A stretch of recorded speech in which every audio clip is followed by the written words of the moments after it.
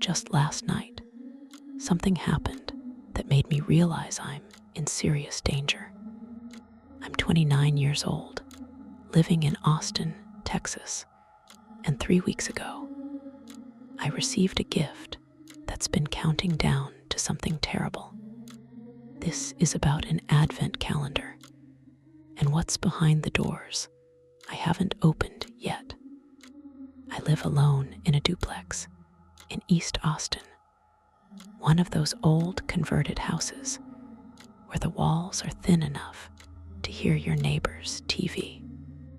I work remotely as a software developer, which means I spend most of my time at home in my small office that used to be a dining room, staring at code until my eyes blur. I'm not close with my family. My parents retired to Florida 2 years ago, and we talk maybe once a month. I don't have siblings. My social life consists of occasional drinks with coworkers and a standing Tuesday night trivia game at a bar downtown. So when a package appeared on my doorstep on December 1st, I was surprised. I wasn't expecting anything. I'd already done my Christmas shopping online, and everything had arrived.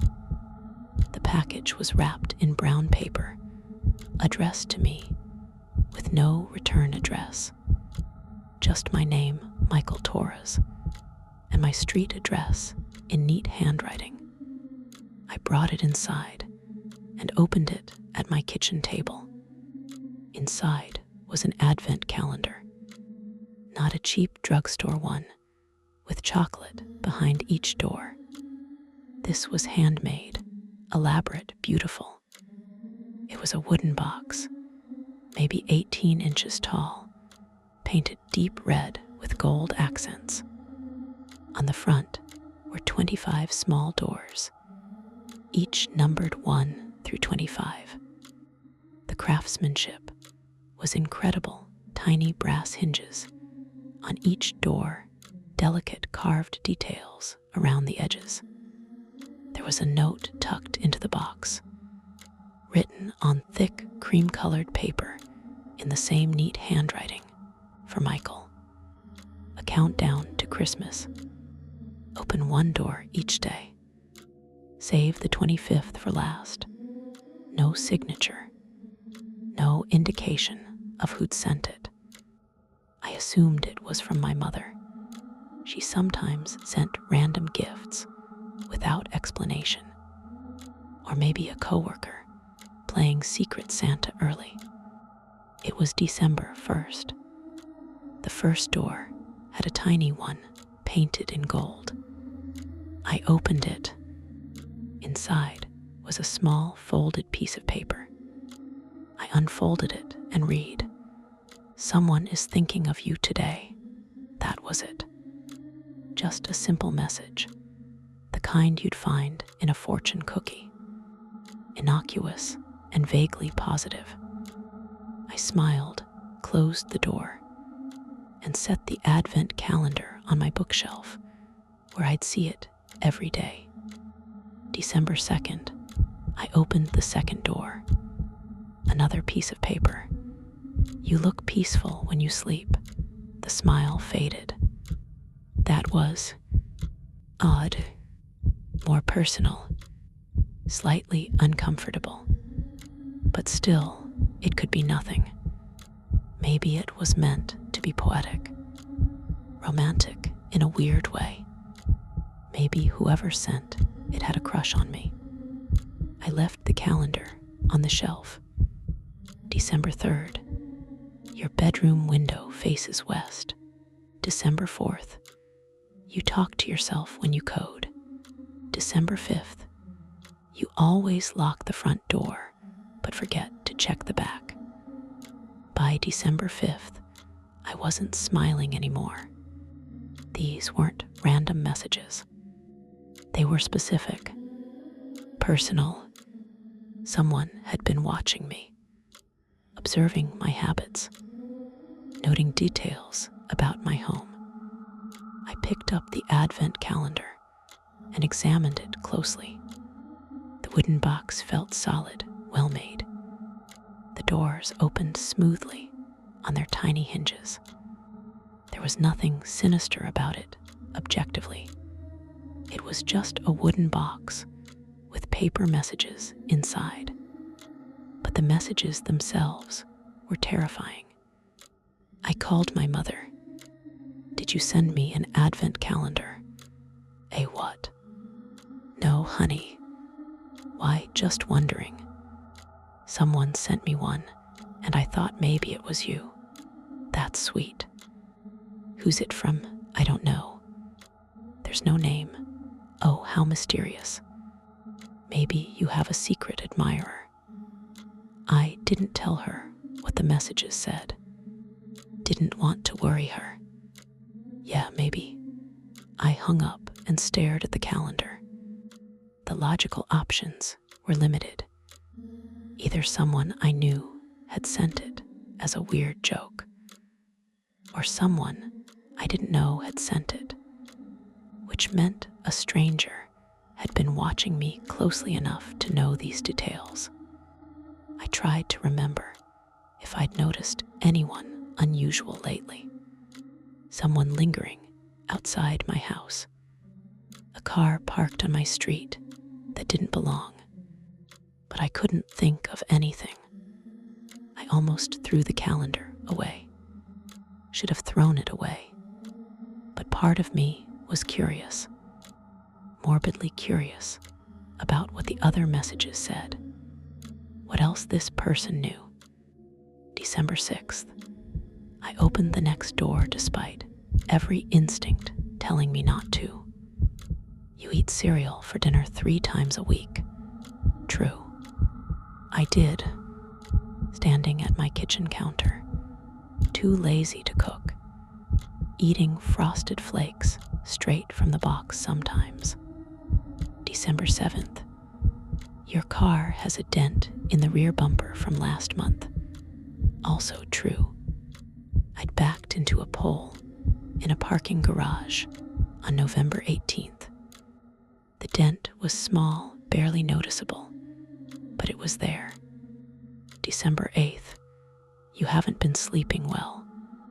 I can tell. This one made my blood run cold. Because it was true. I'd been having insomnia for the past week, lying awake until 2 or 3 a.m., exhausted but unable to sleep. How could someone tell that by watching me?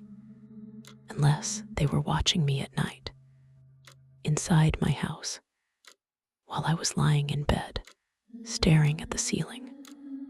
I grabbed my phone and called the police non-emergency line. The dispatcher listened patiently to my explanation. "So someone sent you a gift and you want to report it.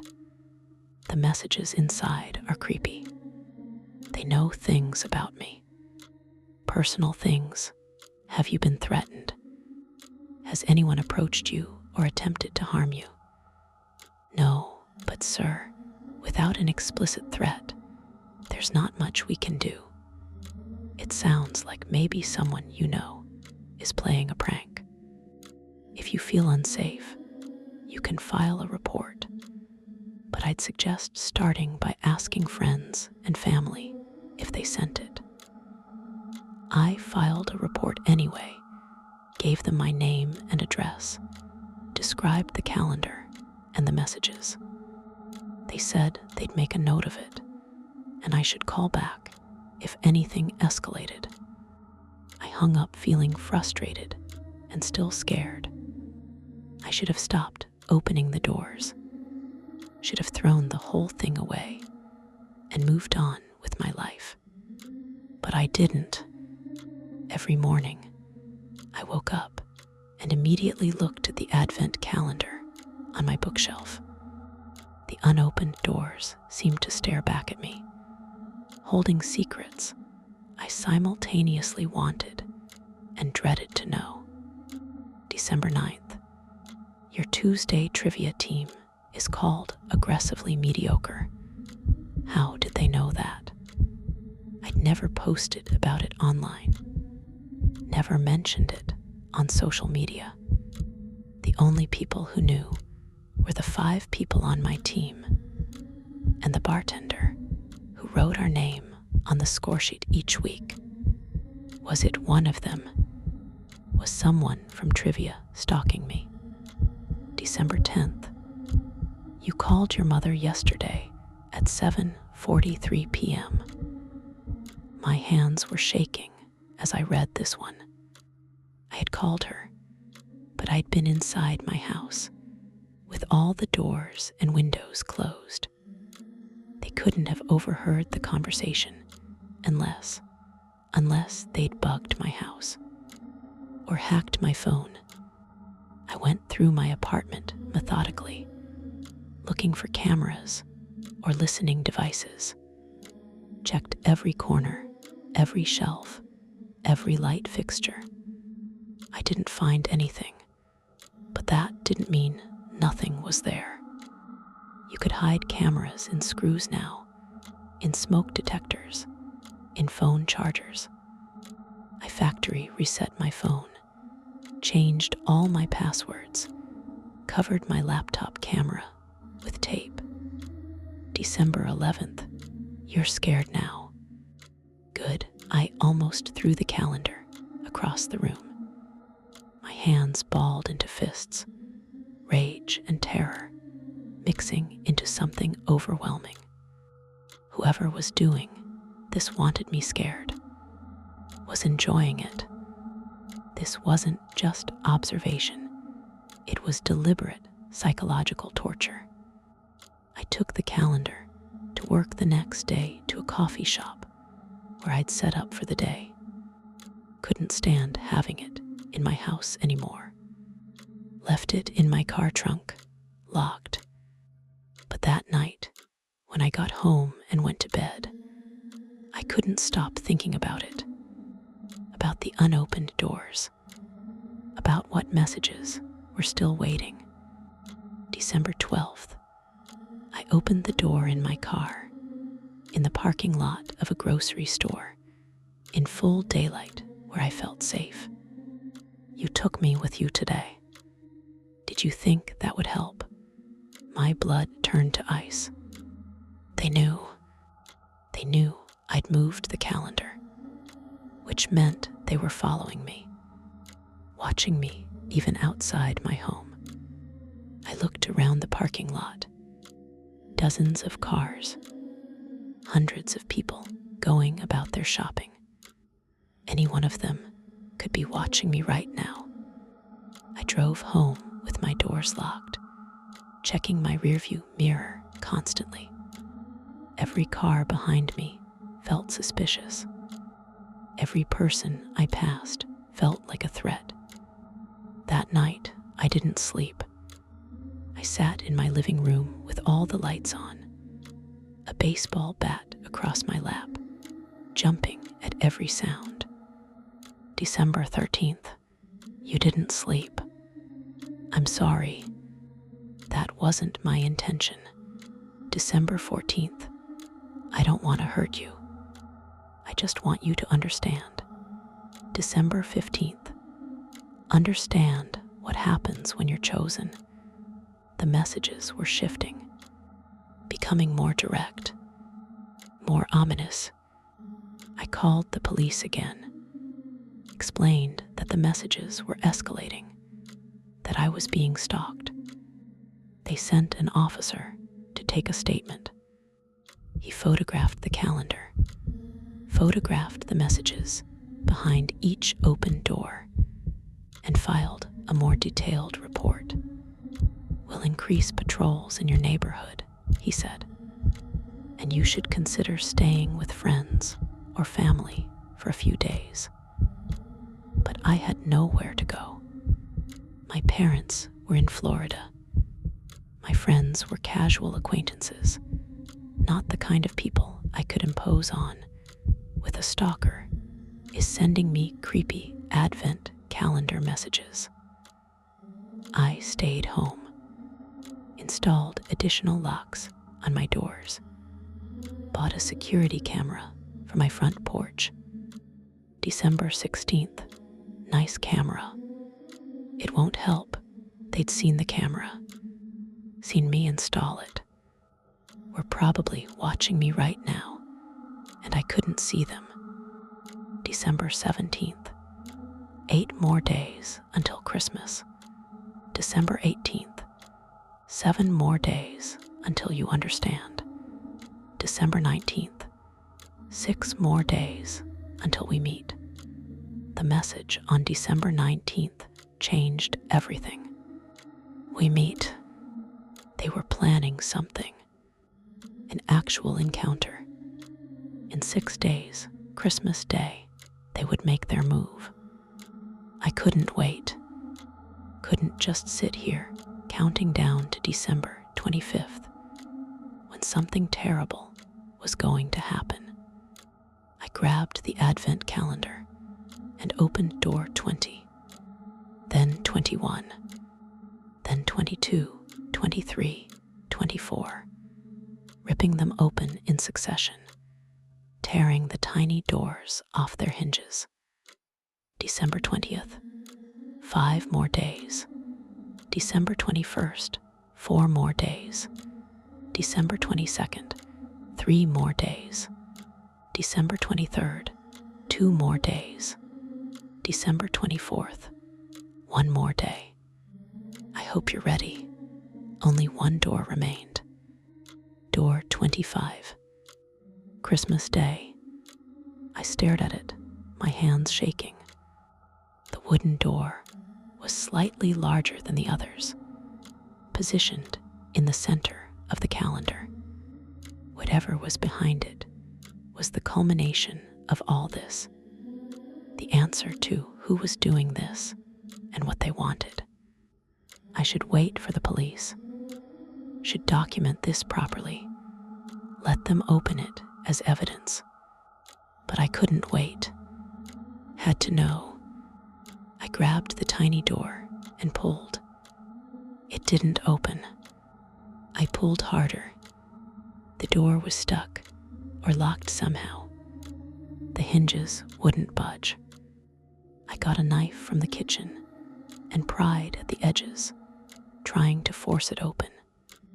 The wood around the door started to splinter, but the door itself stayed closed. Finally, I just smashed the whole thing, slammed the Advent calendar against my kitchen counter repeatedly until the wood cracked, until pieces broke off, until I could see inside door 25. There was no paper message inside. Instead, there was a key, a small brass key on a red ribbon, nestled in the compartment. And underneath, the key, carved into the wood of the calendar itself, was an address. My address, my current address, where I was standing right now. And beneath that, carved in smaller letters, back door. Midnight, Christmas Eve. I looked at my phone. December 19th, 11:47 p.m. I had about 24 hours until midnight on Christmas Eve. 24 hours until whoever had been watching me, whoever had sent this calendar, would come to my back door. And they had given me a key.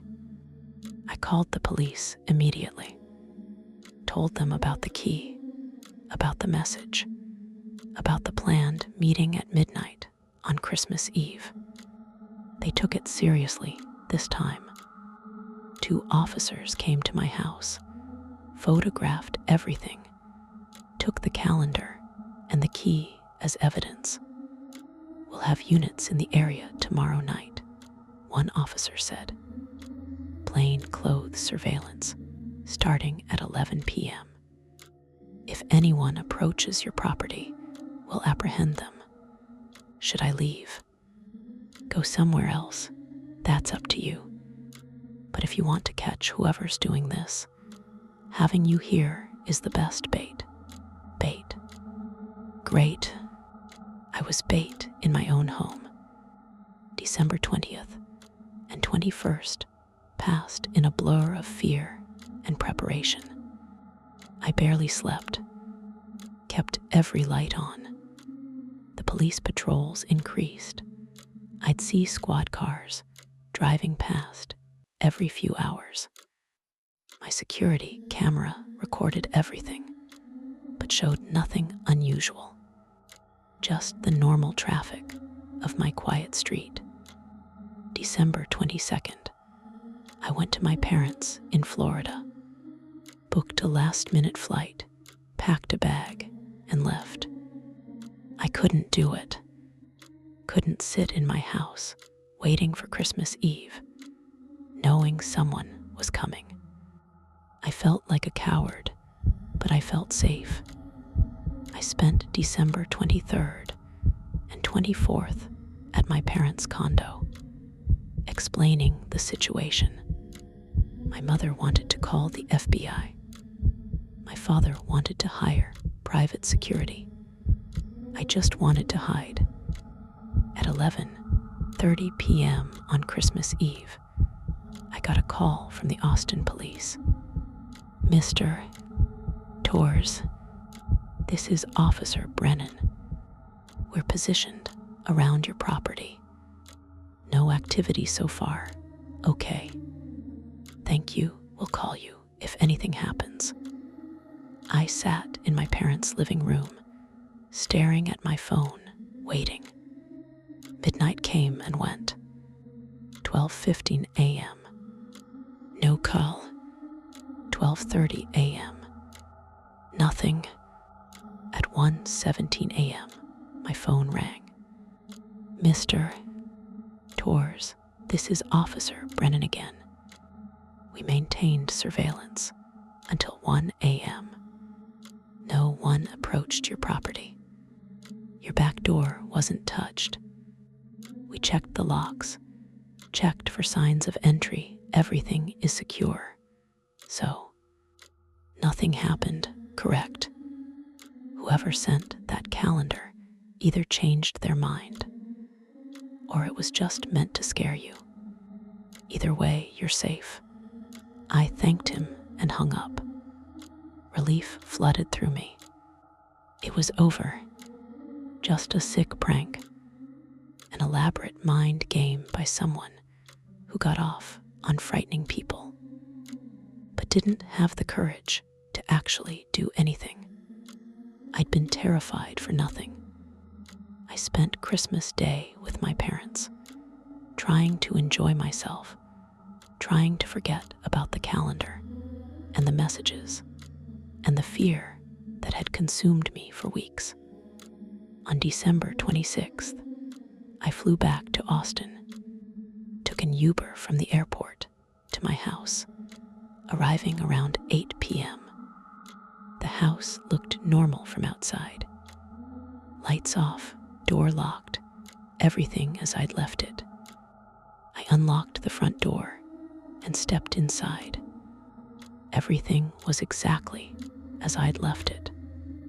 My laptop on the coffee table, my mail stacked on the kitchen counter, the Christmas tree I'd put up in early December, still decorated and lit.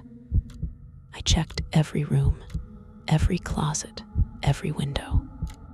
All secure, nothing disturbed. I finally allowed myself to relax, took a shower, made dinner, settled onto my couch with my laptop to catch up on work emails. That's when I noticed it. On my bookshelf, where the Advent calendar used to be, there was a new box. A wooden box, about 12 inches tall, painted deep red with gold accents. I stood up slowly, my heart beginning to race again. I walked to the bookshelf and picked up the box. It was an Advent calendar, identical to the first one, except the doors were different. This one had 12 doors, not 25. numbered 1 through 12, for the months of the year, and door 1, January, was already open. Inside was a message. Did you really think it ended at Christmas? This is just the beginning. I'm writing this on December 27th, 2024. The new calendar is sitting on my kitchen table. I've called the police, but what can they do? Someone broke into my house while I was gone and left a gift. There's no evidence of forced entry, no fingerprints, nothing stolen, just a new calendar, a new countdown. I opened the door for January because I had to know. The message said, open 1 door each month. Save December for last. By then, you'll be ready. Ready for what? I don't know, but I have 11 more doors to open. 11 more months of messages. 11 more months of being watched. I could move, could leave Austin, change my name, disappear. But whoever is doing this found me once. They know where I live, where I work, what I do. They've been inside my house. Running might not help, so I'm staying, and I'm documenting everything. Every message, every strange occurrence, every moment I feel watched. Because in 11 months, when I open the last door in December, I'll finally understand what this is about, what I've been chosen for, and maybe, I'll find out who's been watching me. I just hope I survive long enough to find out.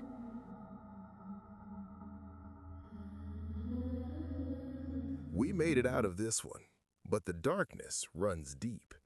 If you think you can handle it, check out the other cases on the channel. Don't risk losing the signal. Like, subscribe, and turn on the notification bell. The next investigation is starting now.